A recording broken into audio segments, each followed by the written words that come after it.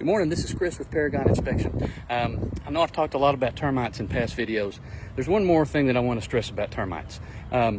First of all, let me show you the house that we're looking at today. It's a beautiful home. It's a model home up here in Conroe that was built about 2 years ago, 2018, I think.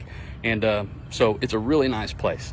I want to say that the price was somewhere in the $700,000 to $850,000 range. I forget exactly what. But my point in showing you how nice the house is, telling you how new the house is, mentioning the cost of the house, is to emphasize the point that termites don't care. They don't care if your house is 2 years old or 50 years old, if it's not desirable to look at, or if it's beautiful. They can show up at any time. So in this house, you'll see right down here by the chimney, the intersection of the wall and of the chimney, there's a termite mud tube. When you peel that back, see if we can get a shot for you, out come the termites. There's one right there.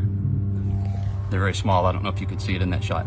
But at any rate, we want to protect your investment, and regardless of the age of your home, having a termite inspection added to the regular home inspection is something that can be a benefit. We can also do pool, septic, water well, irrigation, just to name a few. So take care, have a great day, and call us if we can be of assistance to you. Bye-bye.